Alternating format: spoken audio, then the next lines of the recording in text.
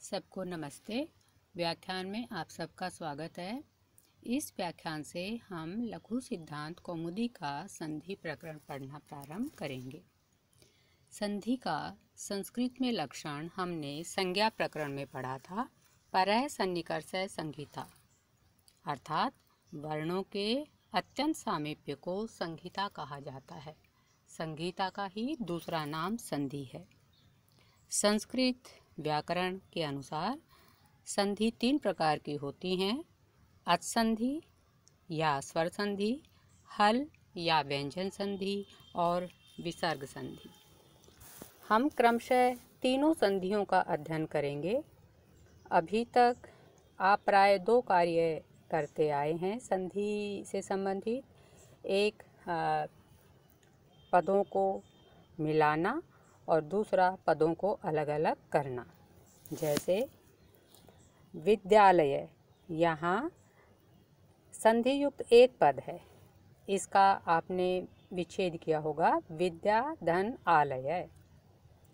और जब आपके पास विद्या धन आलय इस रूप में है तो आप इन 2 पदों के वर्णों को मिलाकर आपने लिखा होगा विद्यालय।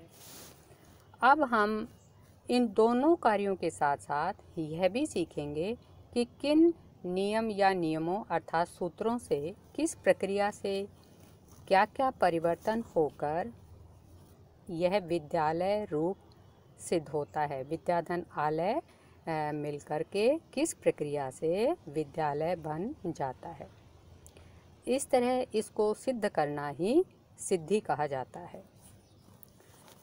परीक्षा में विसर्ग संधि से सूत्रों की व्याख्या पूछी जाएगी और पाठ्यक्रम के अनुसार अच और हल संधि से सिद्धियां पूछी जाएंगी। किंतु हम इन सिद्धियों को करने से पूर्व इनसे संबंधित जो सूत्र हैं उन सूत्रों के अर्थ को भी समझेंगे, क्योंकि तभी हम समझ पाएंगे कि कौन कौन से सूत्र से क्या क्या कार्य हुआ।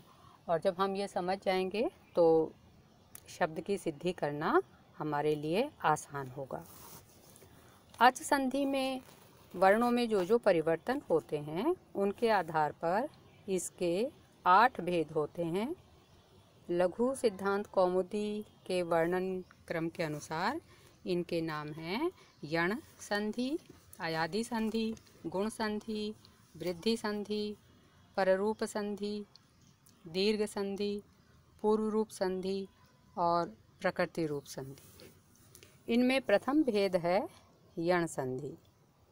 इसके 4 उदाहरण पुस्तक में दिए गए हैं: शुद्ध्युपास्य, मध्वरिः, धात्रंशः तथा लाकृति।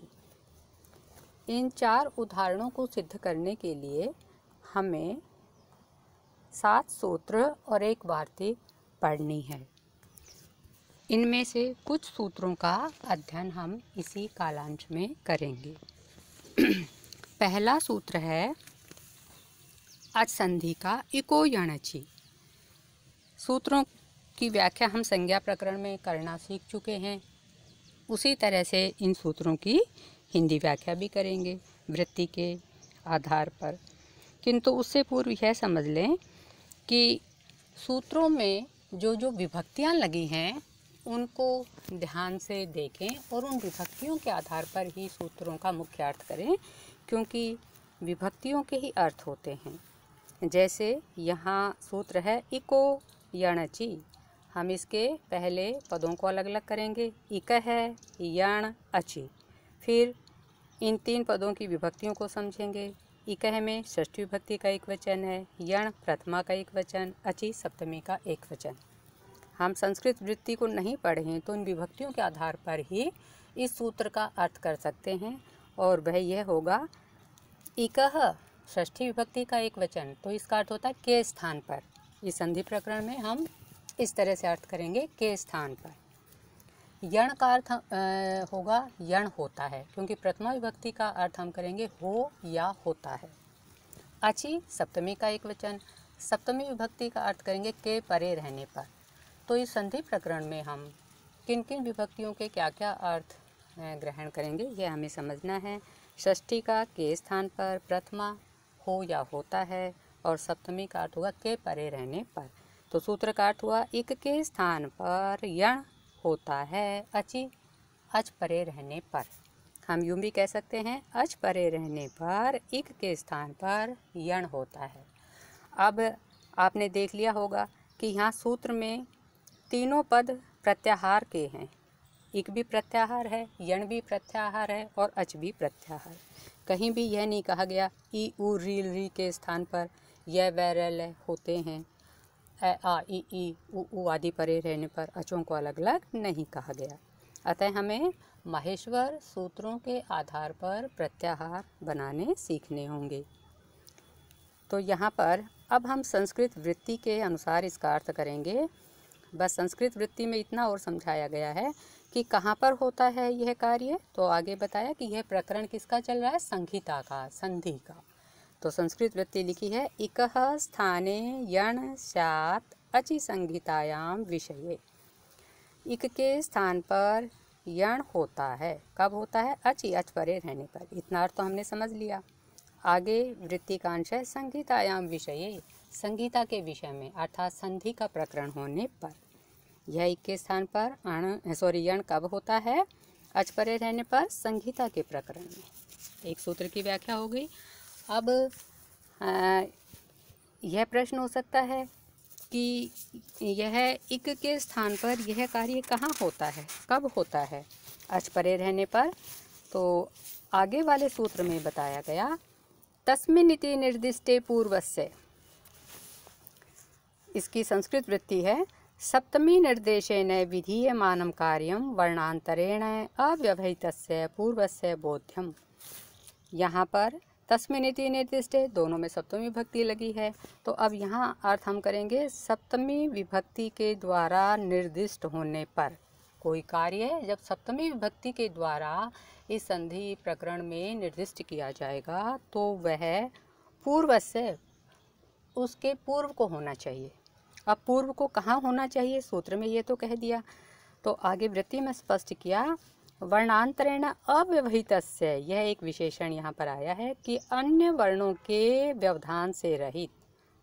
वर्णांतरेण अन्य वर्णों के, अव्यवहितस्य व्यवधान से रहित जो पूर्व है, ठीक पहले जो वर्ण आएगा, पूर्व आएगा, उसको यह कार्य होगा।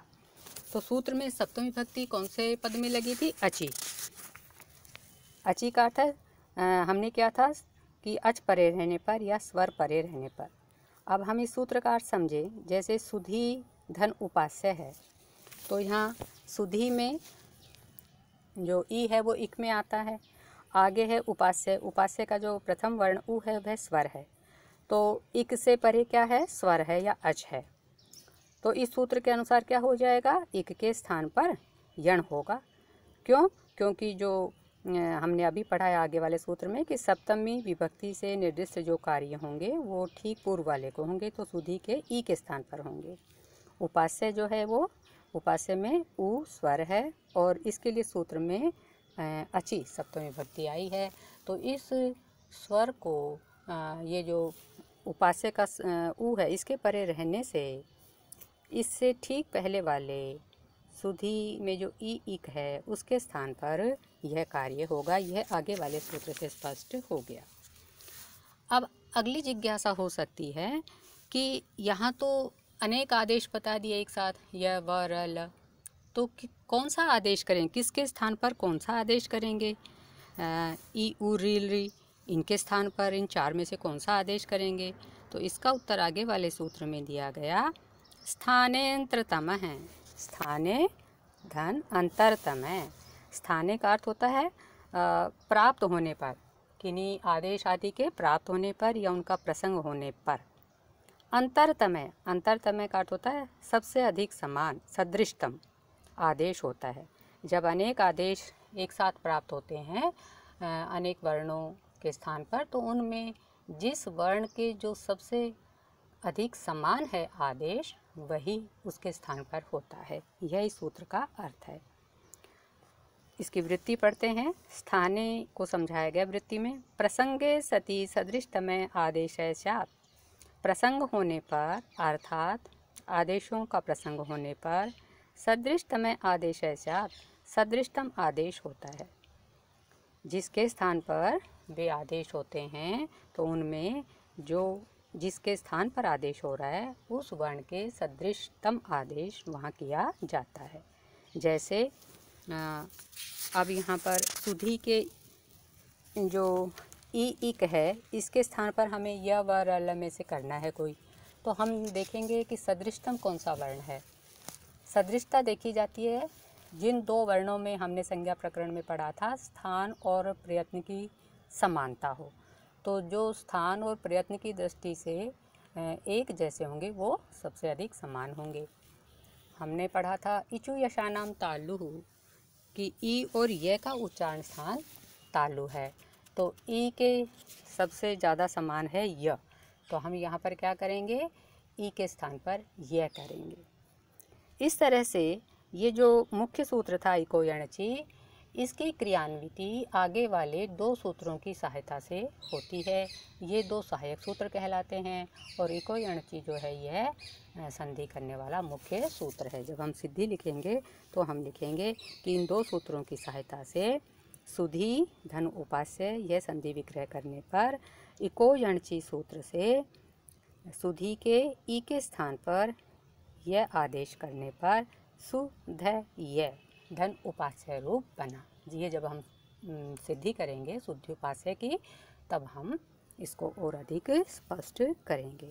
तो इस तरह से हमने देखा कि ये जो सूत्र लिखे हुए हैं इनकी सहायता से हम उन शब्दों को सिद्ध करेंगे, पूरा करेंगे। विग्रह करने के बाद कि इनमें किस किस सूत्र से क्या क्या परिवर्तन हुए तब वह संधि युक्त पद बना। आज इतना ही।